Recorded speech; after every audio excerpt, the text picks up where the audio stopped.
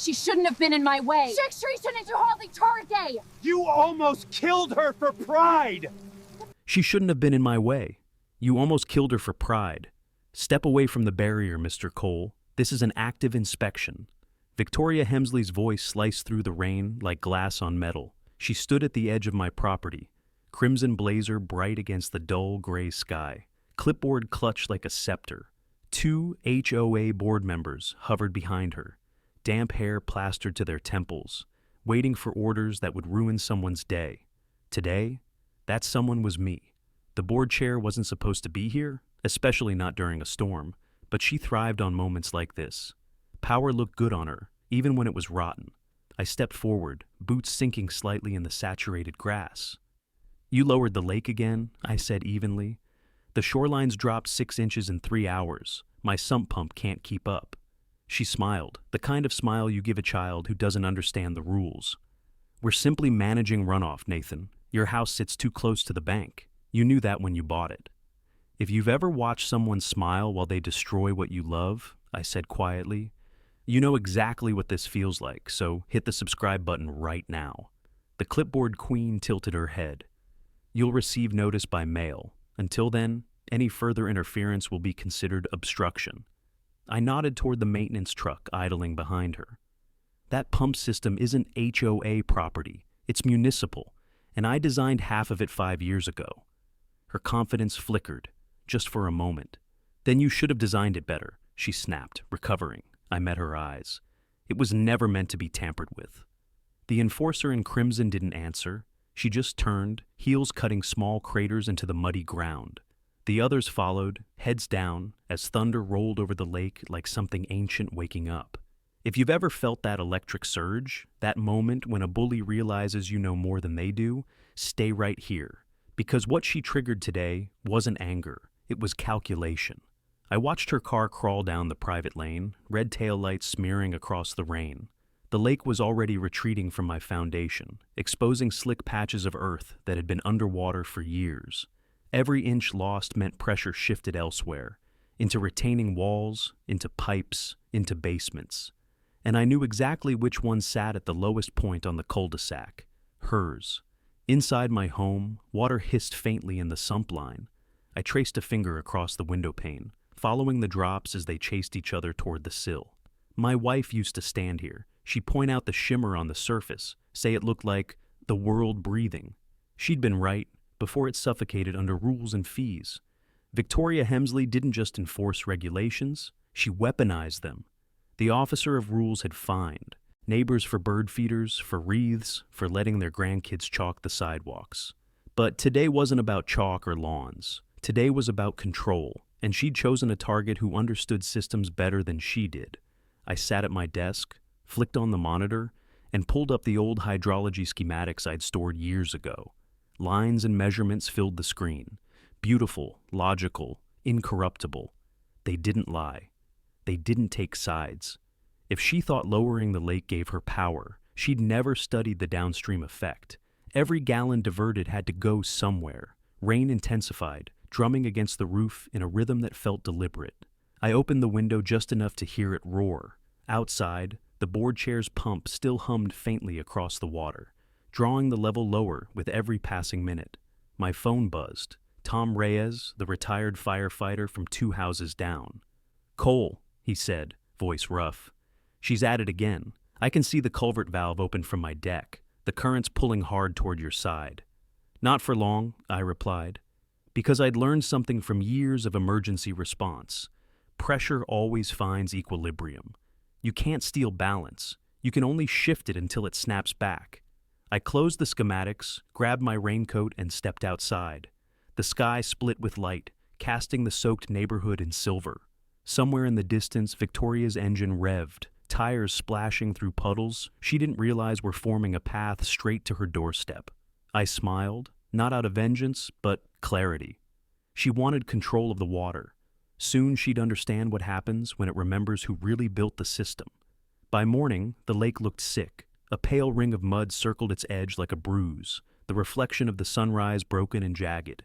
Seagulls paced in the shallows where water used to be, their cries sharp and confused. It wasn't nature. It was sabotage. Victoria Hemsley arrived before 8, heels clacking against the dock like a metronome of arrogance. The clipboard queen surveyed the damage with satisfaction, flanked by 2 maintenance workers pretending not to notice the waterline's unnatural drop. She carried a thermos in one hand, a file folder in the other, as if she were inspecting progress, not destruction. "You've overstepped your authority," I called out. Her head turned slightly, but her smile didn't. "I'm ensuring compliance. The lake level was posing a risk to the retaining barrier." "That barrier was inspected 2 months ago," I said. "Certified safe. I have the report, signed by a county engineer." The enforcer in crimson waved a manicured hand. "And I have my own engineers, Mr. Cole. The HOA reserves the right to preventive maintenance." "Preventive," I repeated, staring at the exposed foundation beneath my porch. "Is that what you call draining people's lives out from under them?" She stepped closer, raincoat swaying in the morning wind. "You can lodge an appeal, but I wouldn't recommend it. You've been vocal in the meetings. Sometimes silence is smarter. If you've ever been told to stay quiet while someone rewrites your reality, you know that weight in your chest, the mix of fury and disbelief." "Funny thing about silence," I said, "it's pressure. And when it builds long enough, something bursts." Her gaze hardened. The tyrant in heels wasn't used to pushback this early in the day. Behind her, one of the workers adjusted the suction line feeding into the pump, pretending not to listen. I caught the briefest glance he threw me, hesitant, almost apologetic. I'd remember that face. The officer of rules turned her attention to the water gauge. "You've got 48 hours to bring your property into compliance. Sandbags, drainage control, sump verification. If the runoff damages association land, you'll be billed for restoration." "Restoration?" I laughed under my breath. "You're destroying the ecosystem you claim to protect." Her voice dropped just above a whisper. "No one will believe you, Nathan. You're the man who built too close to the lake. That's the story they'll hear." And with that, she walked away. Calm, deliberate, victorious. The maintenance truck followed, rumbling over the wet asphalt. I watched the last ripple fade from the pump's output line. The suction hose quivered one final time, then went still. I stood there until the sound of her SUV disappeared beyond the pines. The air smelled of iron and damp clay. Every instinct in me, the firefighter's training, the engineer's logic, the husband's grief, told me something catastrophic was being set in motion. Inside, I spread the property map across my kitchen island. My coffee went cold while I traced elevation lines with a pencil, marking out every drainage route that connected to the HOA's western retention system. I knew these paths better than most county planners, and I also knew that if she had lowered the barrier any further, the backflow risk shifted straight toward the downhill residences, including Victoria's own basement suite. That thought lingered. Not satisfaction, certainty. Systems obey physics, not power. By mid-morning, I heard a knock. It was Officer Riley Carter, her patrol car still idling at the curb. "Mr. Cole," she said, adjusting her rain cap, "the board requested I remind you about access restrictions near the utility dock." "Requested," I repeated. "Or ordered." She hesitated, eyes flicking toward the lake. "Just try not to make things harder. You're under a microscope now." I studied her face. She wasn't here by choice. The conflicted look in her eyes said more than her words ever could. "Understood," I said. "But if I see something unsafe, I'll act. That's not defiance. It's duty." When she left, I looked. Back out over the shoreline. The water had receded another inch, and cracks spidered along the exposed embankment like veins under thin skin. Victoria Hemsley thought she was draining a problem. She was actually priming a disaster. And when it broke, the flood wouldn't need my permission. By the third day, the lake had become a graveyard of reflections. Where water once shimmered, now lay cracked mud, warped driftwood, and the exposed skeletons of dock posts leaning like tired sentries. The silence was unnerving. No frogs, no ripples, no movement, but the wind hissing through dry reeds. It wasn't just nature dying, it was intention. Someone had drained the heart out of this place, and her name was Victoria Hemsley. The board chair arrived just before noon, hair perfectly in place despite the wind that tugged at everyone else's resolve. She wore her signature crimson blazer again, a signal, maybe, that this wasn't over. The enforcer in crimson always dressed for battle. She didn't just rule, she performed power. Behind her, the maintenance truck idled, orange hazard lights blinking like a slow countdown. 2 workers stood near the remaining pump system, their expressions unreadable, but between them stood someone new, Officer Riley Carter. She wasn't in uniform today. No badge, no authority, just unease wrapped in a navy jacket. "Good morning, Mr. Cole," the clipboard queen said smoothly, scribbling something onto her form. "You've been active. I saw your posts in the neighborhood forum last night. Sharing images of the lake might violate Section 4.3, public defamation of board decisions." I met her stare. "I shared facts. If the truth defames you, that's not my problem." Her smile didn't waver. Facts can be subjective, depending on which side of the water you're standing on. That's when I noticed Officer Carter shifting uncomfortably beside her. Her hands were tucked deep into her jacket pockets, shoulders tense. When our eyes met, she gave the smallest shake of her head. A silent warning, or maybe an apology. Either way, it told me she was trapped between orders and conscience. Victoria Hemsley followed my gaze. "Officer Carter is here voluntarily," she said, almost gleeful. "She's observing in a community relations capacity." I turned toward Riley. "And what do you see?" Her lips parted, then closed again. Her silence spoke volumes. The tyrant in heels took that as victory. "If you can't control your narrative," Victoria said, "others will control it for you." I stepped closer, rain-softened earth sinking beneath my boots. "You drained a living ecosystem because you wanted to prove a point. You endangered homes, wildlife, and property values. Do you even realize the liability you've created?" "The board authorized maintenance," she replied calmly. "We're protecting the neighborhood from long-term erosion." "That's not erosion," I snapped. "That's collapse." Her eyes narrowed. "I'd be careful what you imply, Mr. Cole. Accusations can have consequences."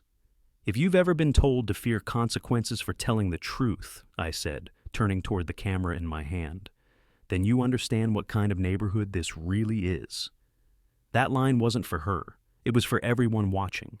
The dozens of neighbors standing quietly at their fences, pretending to garden or walk their dogs, while their curiosity outpaced their courage. The officer of rules crossed her arms, clipboard pressed to her chest like a shield. "You're escalating this." "No," I said. "I'm documenting it."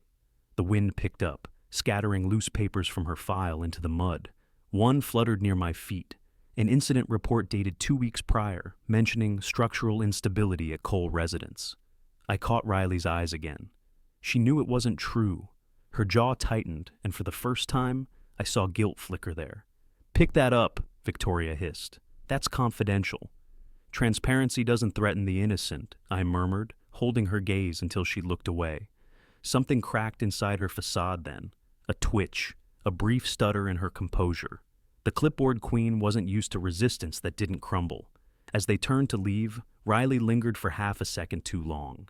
She lowered her voice so only I could hear. "You're right," she whispered. "Something's off with the water valves. But if I say anything now, I'll lose my job." I nodded once. "Then don't say it yet. Just remember who you're protecting and who's drowning who." Her eyes glistened, but she walked away, following the enforcer in crimson back to the idling truck. I stayed by the edge of what used to be my shoreline, staring at the cracked earth where minnows once swam. This wasn't just about property anymore. This was about exposure, and I had just found my first witness. By dawn the next morning, the neighborhood's whispers had turned into something sharper, fear disguised as curiosity. The lake wasn't just low anymore. It was dying. The soil had cracked, docks hung suspended in air, and the fish kill smell spread like a warning no one wanted to admit they noticed.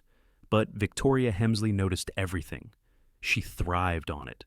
The board chair arrived just after sunrise, her SUV crunching over gravel like a declaration. She stepped out in her signature crimson coat, clipboard tucked beneath one arm, and a coffee mug that probably tasted like self-satisfaction. Her presence was an omen. The enforcer in crimson never showed up twice in the same week, unless she was escalating. "Mr. Cole," she called, her tone too smooth to be polite. "You've been busy. My inbox is full of neighbor complaints about your surveillance drones." I didn't turn right away. I'd been kneeling by the drainage trench, measuring the soil moisture levels and photographing the exposed sediment patterns for my records. When I finally looked up, I said evenly, "Those aren't surveillance drones. They're mapping devices, licensed. You'd know that if you'd read the permits." Her smirk deepened. "You're documenting the HOA's infrastructure without authorization. That's a violation." I wiped my hands on a rag. "No, it's a responsibility. You're draining the lake illegally. Someone has to record the damage before the county does."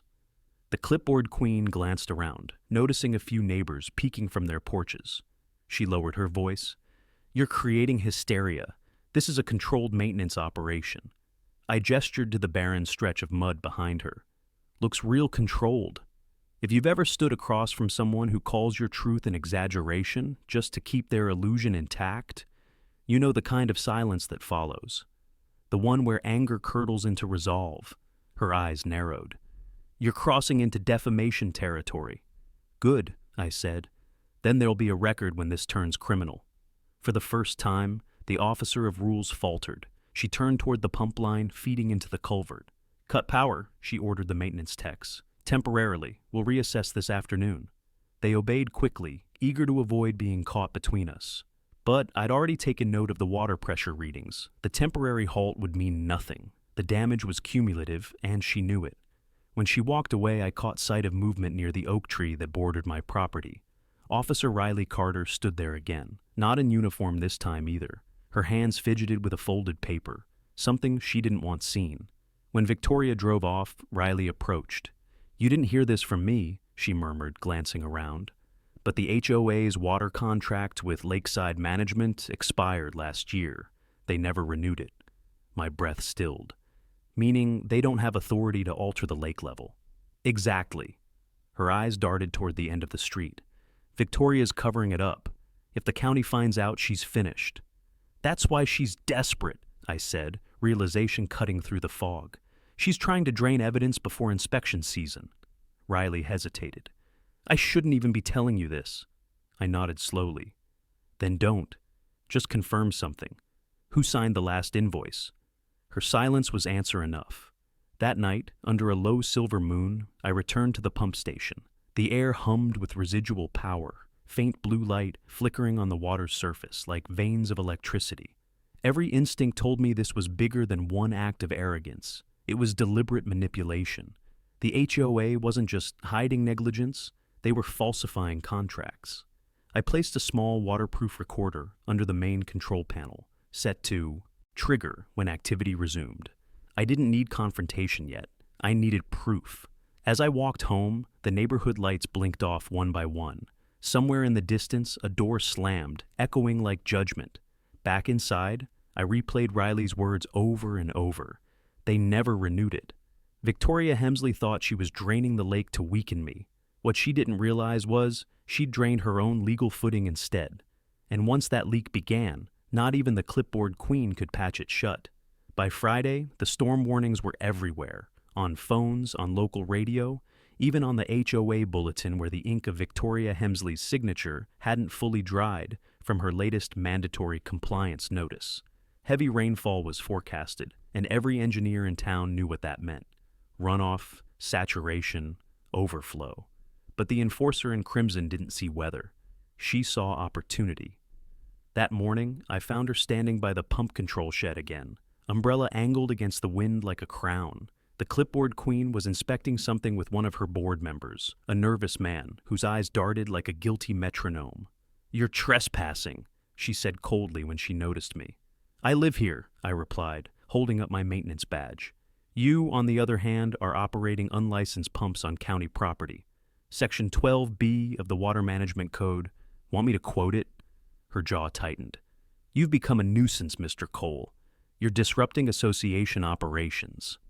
I smiled faintly. "That's funny. I thought you were the disruption." The tyrant in heels stepped forward, her expression flawless in its composure. "If you truly cared about this community, you'd stop spreading fear. We're fixing drainage problems, not creating them." I gestured toward the lake bed behind her, the ground dark with premature seepage. "You're not fixing anything. You're engineering a collapse. When this storm hits, the channels you opened will reverse. Every ounce of water will pour downhill, right toward your section of the neighborhood."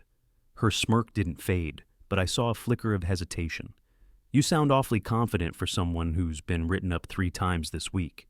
Confidence, I said quietly, comes from knowing how water moves. That was the moment Officer Riley Carter appeared again, raincoat half-zipped, posture tense.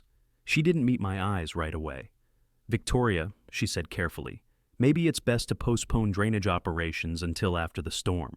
The officer of rules turned to her slowly, like a queen addressing a servant. "I don't take advice from off-duty officers, Miss Carter, especially ones who've already been cautioned about interfering." That word, interfering, landed like a slap. Riley's expression faltered, guilt and anger colliding behind her eyes. I spoke before she could. "She's trying to prevent a disaster, not cause one." Victoria's tone dropped to a whisper only I could hear. "Disaster," she said, "is subjective." Lightning split the horizon, flashing across her face like divine judgment. For 1 second, the reflection of the storm in her pupils made her look almost afraid. Then it was gone. When she left, the workers stayed behind to adjust the valves. I stood beside them silently, pretending to be another passerby. But I was recording everything: the pressure gauges, the meter readings, the slope of the channels. It didn't take long to realize the truth. She'd ordered the drainage bypass redirected into a secondary culvert that led straight under her own subdivision. A mistake only someone obsessed with control could make. Later that night, the rain came exactly on schedule. It started as a drizzle, then thickened into a steady torrent that hammered the rooftops like war drums. The gutters overflowed within an hour, and the lake bed, stripped bare, refused to absorb a drop. I stayed awake, listening to the water's direction. Its path had changed. The current wasn't heading toward my property anymore. It was heading east.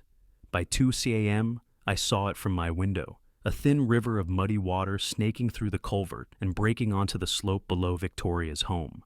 Her porch lights flickered. I grabbed my flashlight and went outside, boots sinking in the flooded grass. The storm roared like an accusation. My recording devices were still active at the pump shed, capturing every second of her mismanagement. The enforcer in crimson had tried to weaponize nature, and now nature had chosen sides. Standing there, drenched and shaking, I realized something simple yet irreversible. I didn't need revenge. Physics would handle it. All I had to do was make sure the truth stayed visible when the water receded. By morning, the lakebed was gone, replaced by chaos. What used to be a tranquil mirror for sunrise now looked like a battlefield of mud, broken docks, and dislodged fences. Half the neighborhood was outside, phones raised, filming the aftermath. And at the center of it all stood her, Victoria Hemsley, immaculate even in ruin. The enforcer in crimson wasn't one for admitting fault. She was there to rewrite the narrative before it wrote her. She barked orders at the board members as if volume could erase evidence. "Contain the flooding near Maple Lane. No one goes near the east culvert, understand?" But water doesn't follow commands. The runoff had carved a trench straight through her section, swallowing flower beds and collapsing parts of her ornamental retaining wall. Her expensive SUV sat tilted near the curb, half its wheels buried in silt. The clipboard Queen's Kingdom was literally sinking. Neighbors whispered behind her, some in sympathy, others in quiet satisfaction. I watched from my porch, coffee steaming in my hands, the taste sharper than usual. I'd been awake all night monitoring the readings from my sensors. Every timestamp, every image, every shift in flow. Logged, verified, undeniable. When she finally spotted me, her glare was enough to slice air. "I hope you're happy," she said, storming up my driveway. "You've sabotaged an entire community project." I met her halfway. "No," I said evenly. "You sabotaged yourself. I just recorded the results." "The officer of rules doesn't make mistakes," she hissed, her voice shaking despite her control. "If you release that footage, I'll have you arrested for tampering with HOA infrastructure." I tilted my head. "And when the county inspects the unlicensed pumps you installed?" I asked. "When they trace the drainage reroute under your own property line?" That silenced her for a beat. Even the tyrant in heels couldn't spin physics. Just then, a car door slammed across the street. Officer Riley Carter stepped out, raincoat pulled tight, eyes darting between us. The conflicted witness looked torn, again, between duty and conscience. She approached slowly, nodding to both of us, but it was clear who she'd really come to see. "Ms. Hemsley," Riley said carefully. I received multiple resident reports about flood damage. You'll need to halt all further drainage activity until the city inspector reviews the site. Victoria turned to her sharply. You're overstepping. The HOA's authority supersedes temporary municipal holds during active remediation. Riley stood her ground. Not when that remediation causes property loss. I didn't speak. I wanted Riley to hold that line herself. For the first time, she did. Her voice carried the firmness of someone done being used. The clipboard queen's nostrils flared. You're making a career-ending mistake. Riley's jaw tightened. Maybe, but at least it'll be my decision. That was the crack I'd been waiting for. The moment the enforcer's empire started splitting from within. Later that afternoon, the county inspector arrived. A man in his 50s, steady and unimpressed, clipboard in hand. The kind of person even Victoria couldn't charm. He didn't say much, just walked the perimeter with Riley and 2 technicians, while neighbors whispered from their lawns. When they reached the damaged culvert, one of the techs frowned. These valves aren't county issue, he said. They've been modified manually. The inspector turned slowly toward the board chair. Ms. Hemsley, who authorized this? Her lips parted, then froze. Every camera phone in the crowd caught that hesitation. She stammered. It was standard upkeep. Routine. Under whose directive? Silence. Riley stepped forward. Sir, I believe the board acted outside its maintenance contract. I can submit supporting documentation. For the first time in weeks, the officer of rules had no rule left to stand on. Her composure cracked in front of everyone, the crimson mask, slipping just enough for fear to show underneath. As the inspector began sealing the pump controls, Victoria's eyes found me again across the crowd, pure venom and disbelief. To her, this wasn't exposure, it was betrayal, but to me, it was equilibrium, because water, like truth, always finds its level. And by the time this storm passed, she'd learn exactly what that meant. By the next morning, the air in Willow Creek Estates felt heavier, like the entire neighborhood had finally realized who'd been pulling the strings all along. The board chair wasn't used to silence, but today, her phone stayed quiet. No volunteers, no emails, no allies left to manipulate. When I stepped outside, the remnants of the storm shimmered across the lawns like glass. Victoria Hemsley's pristine front yard, the one she'd once called the standard of compliance, was a swamp. Her ornamental hedges sagged under the weight of mud.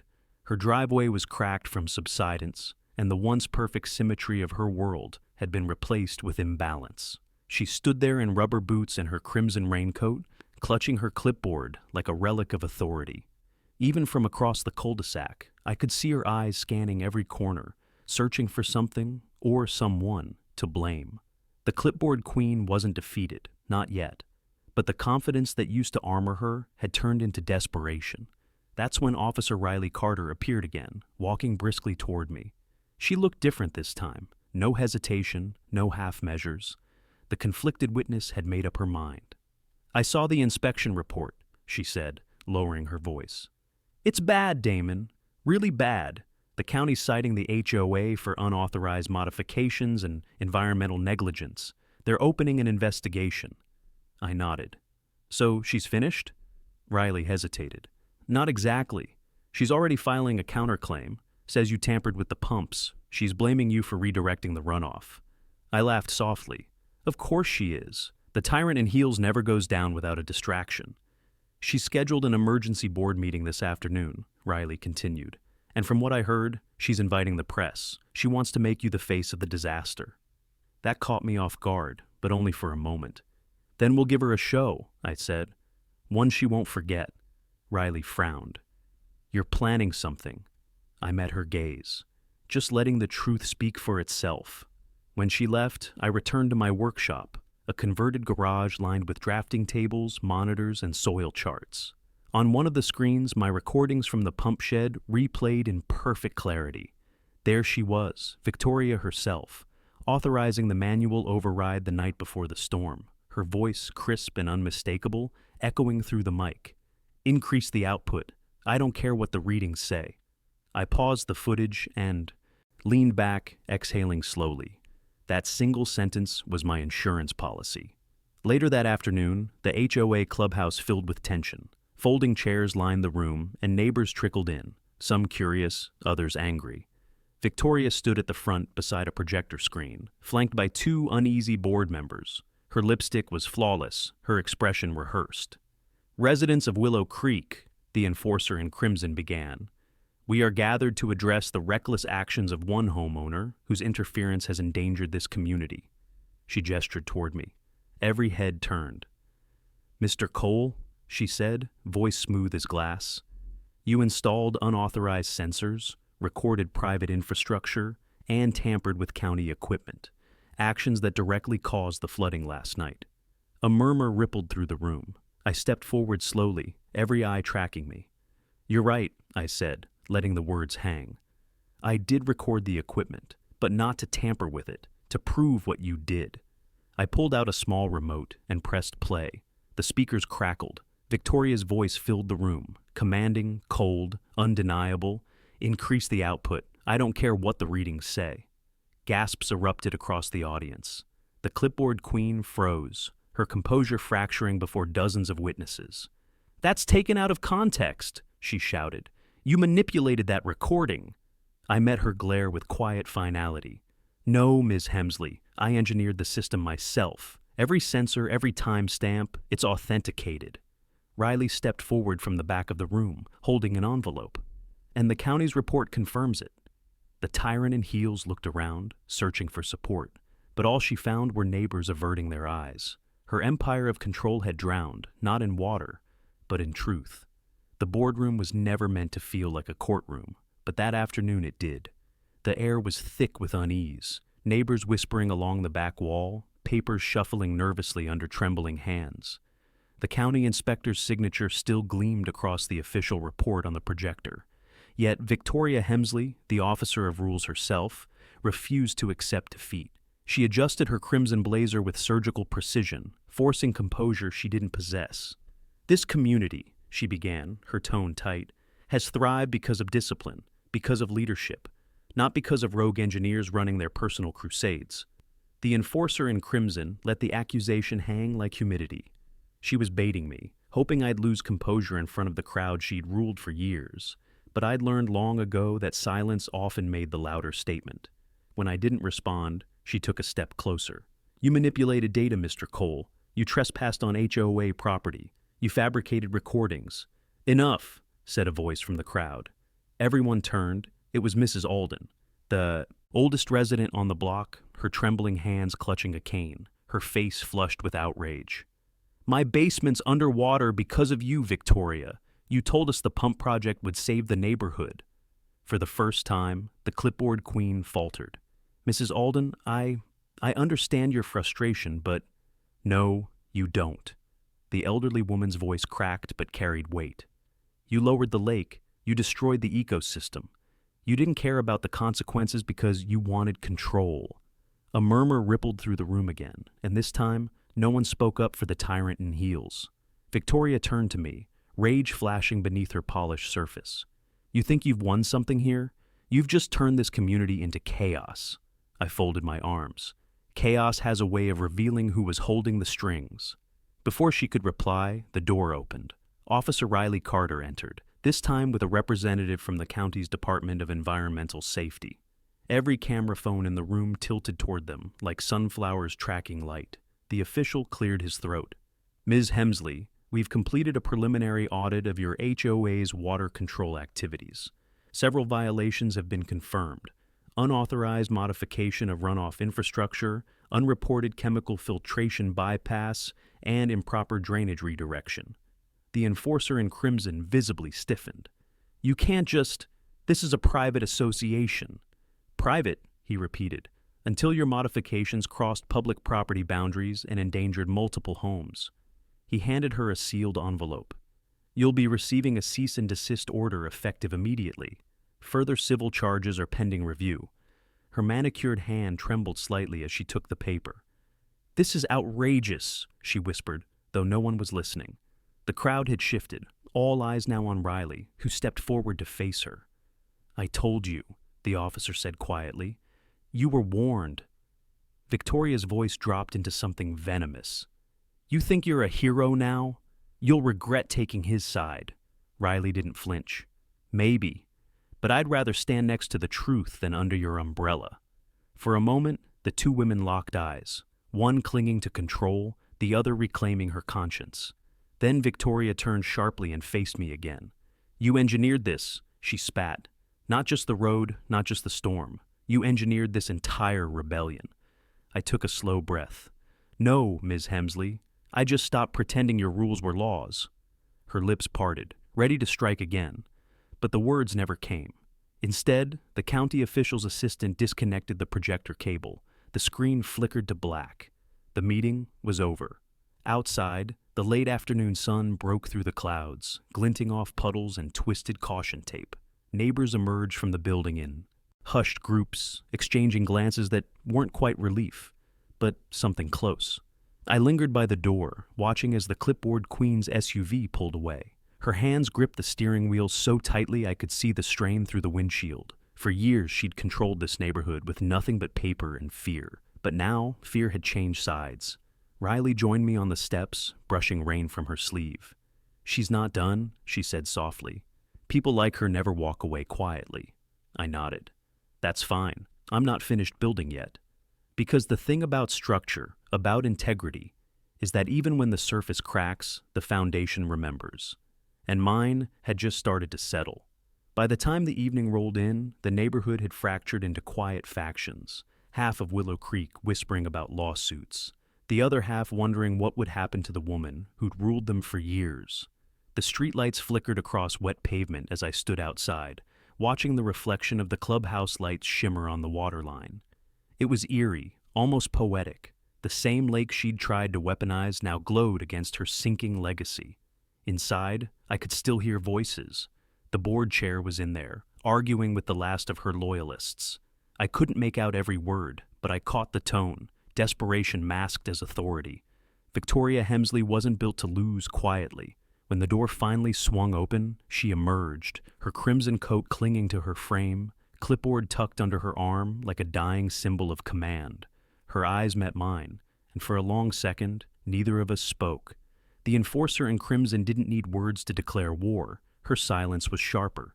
You think this ends with a county order? She said at last, her voice steady but hollow. You've humiliated me, Damon. You've humiliated this community. I took a slow step forward. No, Victoria. I just reminded everyone that fear doesn't equal leadership. Her jaw clenched. You've poisoned them against me. They just saw what you've been hiding. The clipboard queen's eyes narrowed. You're going to regret this. Maybe, I said, but I'll sleep better than you will tonight. Her smirk was faint but familiar, the kind of smile that promised she still had cards left to play. She turned sharply, heels echoing across the pavement, and disappeared into the mist. Riley stepped out from the shadows a moment later, arms folded. She's not backing down, is she? Not her style. The officer of rules thrived on control, and when control slipped through her fingers, she'd find a new way to grip it, harder, sharper, no matter who bled. Then we make sure the next move's ours, I said. Back in my workshop, the hum of my equipment filled the air. I loaded the surveillance logs again, this time correlating timestamps, rainfall data, and her override command from the night before the flood. My algorithms revealed something even worse. Her unauthorized system had diverted runoff directly toward homes below sea level, one of which belonged to the conflicted witness herself. Riley hadn't even realized it. When I showed her the data the next morning, she went pale. She knew this? She had to. The terrain models built into the HOA database. Riley ran a hand through her hair, pacing. She risked my house just to flood yours. I nodded. Control doesn't stop at rules. It stops at exposure. You're the one person who can prove that now. Her eyes met mine, resolve replacing guilt. Then let's finish this. By noon, we had everything ready. Flow maps, timestamps, video clips, and the county's earlier report. But this time, it wouldn't just go to the board. Riley had made a call to someone higher, the Environmental Crimes Division. The case had crossed from negligence into criminal liability. That evening, the sun sank behind the trees, casting red across the water like liquid fire. I stood by the edge of the lake, the faint hum of police radios drifting from the street. Across the way, Victoria's house was a flurry of motion.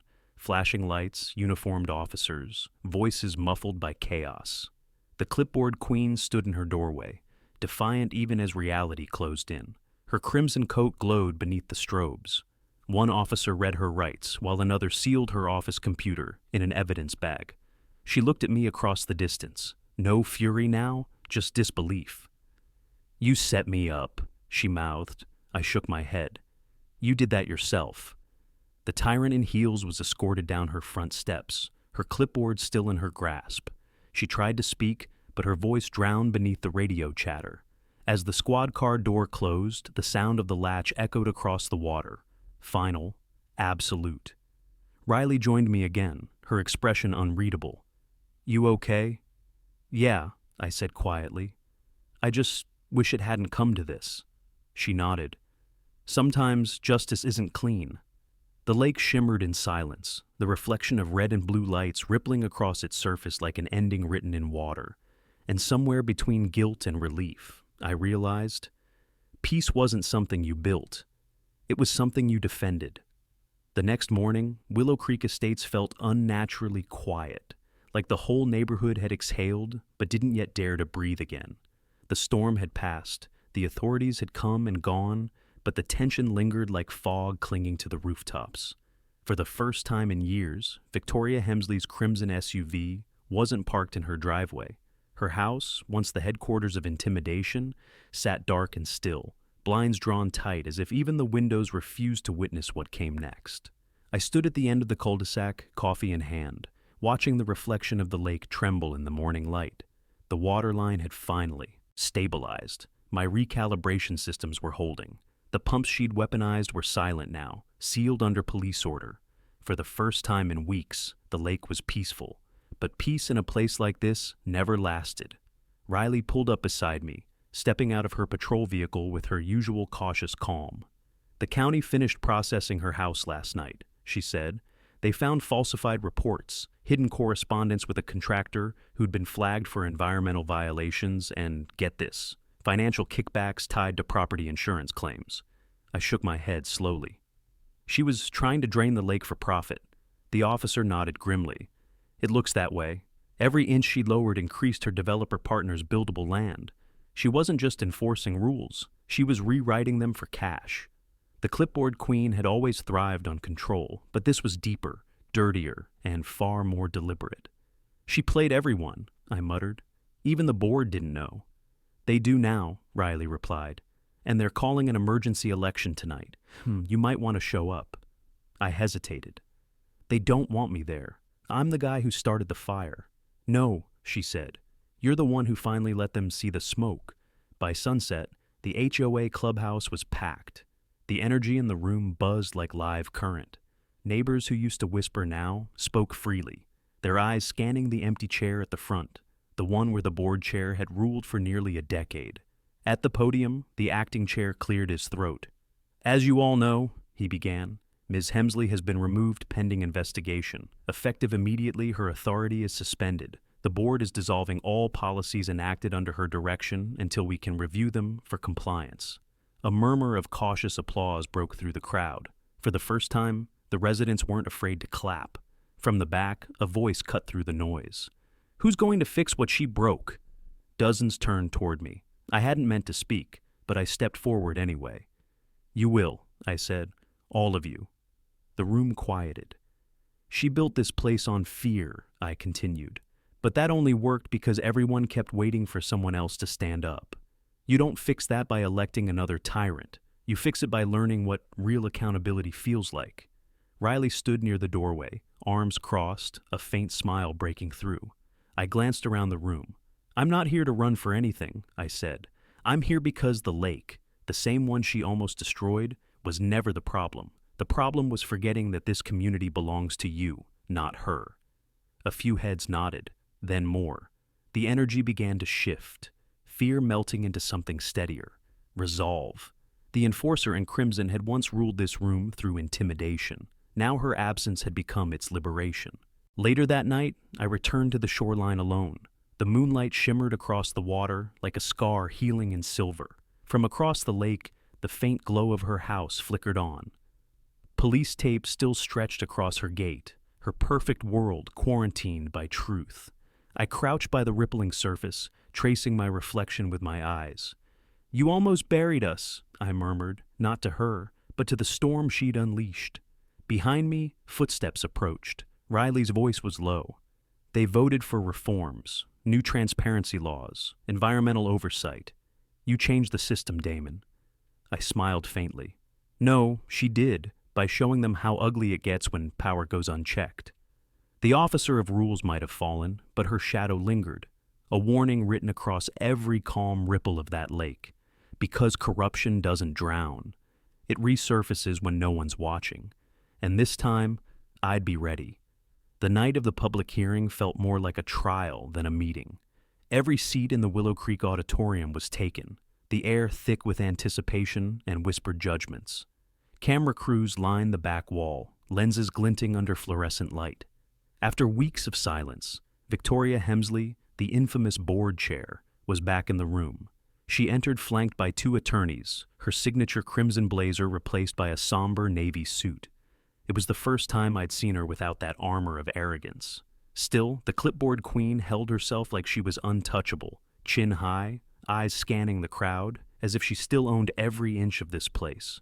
When the moderator announced her name, the audience buzzed with a low wave of tension. Neighbors she'd once fined for mailbox paint colors now glared openly. Every eye was a verdict. I sat near the front beside Riley, my hands folded tight. The enforcer in crimson might have fallen, but tonight would decide whether she stayed buried or found a way back. "Ms. Hemsley," the moderator began, "you've been granted 5 minutes to make a statement regarding the allegations of misconduct, negligence, and environmental violations." Victoria stepped forward, clutching the microphone. For a heartbeat, she hesitated. Then came the practiced calm, the politician's poise. "Everything I did," she said, "was for the safety and prosperity of this community." Boos rippled through the crowd. She ignored them. "The drainage adjustments," she continued, "were intended to prevent flooding, not cause it. I relied on experts. If there were errors, they were procedural, not criminal." Riley leaned closer to me. "She's spinning it." "She always does," I whispered back. Victoria's gaze drifted toward me as if she'd heard. "And as for Mr. Cole," she said, voice sharpening, "his so-called engineering expertise led to chaos. His unapproved modifications disrupted our systems. If not for his interference, none of this would have happened. The tyrant in heels was trying to rewrite history. The same woman who weaponized the lake now painted herself as the victim." When the moderator gestured to me for a rebuttal, I rose. My palms were steady, but my pulse hammered in my throat. I faced the audience, not her. "I didn't come here to argue," I said, voice low but clear. "I came to remind you what happened when someone put control over conscience." A hush fell. "The pumps she installed weren't designed for preservation," I continued. "They were designed for expansion, draining the lake to reclaim land for profit. And when she realized her plan was failing, she blamed everyone else. She blamed me. She blamed nature. She blamed rules she thought she could bend." The moderator nodded, prompting me to continue. "But the truth doesn't bend," I said. "It floods." A collective murmur spread through the room. Even Victoria's lawyers looked uneasy. Riley stood then, holding a manila folder. "For the record," she said, stepping forward, "this includes correspondence between Ms. Hemsley and a contractor who admitted under oath that she ordered the unauthorized drainage. There's no spin left, Victoria, just consequences." The officer of rules froze, her confidence fracturing under the weight of the evidence. Her eyes darted across the crowd, searching for one loyal face and finding none. The moderator's gavel struck once. Given the documentation and the state's findings, the board votes unanimously to remove Ms. Hemsley from her position, effective immediately. Her membership privileges are revoked, pending civil review. Applause erupted. It wasn't celebration. It was release. Years of quiet suffering broke into a single sound. Victoria tried to speak, but her voice vanished in the noise. She stood motionless, the clipboard queen stripped of her stage. As security escorted her out, she looked at me one last time. "You think this fixes anything?" she whispered. "You'll see what happens when power leaves a vacuum." I met her gaze evenly. Then we'll fill it with truth. Outside, cameras flashed like lightning as she stepped into the waiting car. Riley exhaled beside me. You did it. No, I said, watching the red and blue lights fade into the night. We did. The neighborhood finally spoke louder than her. And for the first time, the lake outside didn't reflect chaos. It reflected clarity. Morning sunlight spilled across the lake like a new beginning. For the first time in months, the water looked calm. No more hidden currents, no more sabotage disguised as policy. The surface shimmered gold, reflecting a peace that had been earned the hard way. I stood at the shoreline with a quiet sense of finality. What Victoria Hemsley tried to control had finally reclaimed its balance. The neighborhood, though bruised, was healing. The fences she'd built between people, both literal and invisible, were coming down one by one. Families waved again. Neighbors greeted each other at the mailbox. And yet, her presence lingered like an echo in every ripple of the lake. The enforcer in crimson had left behind a legacy of fear, but also a reminder. Never give one person too much power over what belongs to everyone. Riley joined me, her reflection mirrored in the still water. Feels strange without her, doesn't it? She said softly. I nodded. Yeah, like the air's lighter, but everyone's still learning how to breathe. The officer of rules was gone, but her shadow had left lessons written across the neighborhood's conscience. The board had restructured, implemented transparency laws, and turned over control to the very people she'd silenced. They even renamed the main road leading to the clubhouse. No longer Hemsley Drive. Now it was Restoration Way. Fitting. Across the street, a few reporters packed up their gear, still chasing the tail end of the story. To them, this was just another HOA scandal. To me, it was something else. A test of patience, of restraint, of principle. Because when you're up against someone like the clipboard queen, someone who wields bureaucracy like a blade, you don't fight louder, you fight smarter. Riley watched the lights scatter over the lake. You ever think she'll try to come back? She asked. She'll try, I said quietly. People like her always do. Control isn't something they surrender. It's something they chase. The tyrant in heels had been released on bail, pending trial. Rumor had it she was staying in another county, plotting legal counterclaims. But this time, the system she once manipulated was turning its back on her. Every motion she filed was met with evidence. Cold, precise, undeniable. Truth, when properly engineered, didn't just stand. It crushed. I looked down at the waterline, the same stretch she'd tried to drain to destroy me. My reinforced runoff system still hummed below, hidden but steady. It wasn't just a defense mechanism anymore. It was proof that when you build something right, it survives both storms and tyrants. Riley smiled faintly. You know, you could have gone for revenge. Most people would have. I shrugged. Revenge is easy, engineering justice takes longer, but it lasts longer too. She chuckled, folding her arms. You sound like your father. That caught me off guard. Yeah, I said after a moment. He would have told me to reinforce it, not rage at it. That's how you keep something standing. A gust of wind rustled through the reeds. The lake shifted again, gentle, forgiving. Somewhere in that rhythm, I heard closure. As we walked back toward the house, I noticed a small group of residents setting up picnic tables near the community lawn. Kids laughed by the water's edge. The same neighbors who once feared HOA notices now planned a lakeside cleanup day. It wasn't just redemption, it was renewal. Riley stopped at the gate and glanced back. You ever gonna tell the full story? I smiled. Already did. Every inch of that road, every inch of this lake, it's my story now. Written in stone, sealed in steel, and told in the way the water flows. She grinned. Then, maybe you should tell the world. I turned toward the camera crew still lingering by the path. If you've ever watched someone in power break everything good around them, I said under my breath, and wondered if fighting back was worth it, remember this place. Because sometimes the smallest current can topple the biggest dam. And if you want more stories of homeowners standing up to HOA tyranny, hit subscribe right now, share your story in the comments, and tell me where you're watching from. Because this is how you turn fear into foundation.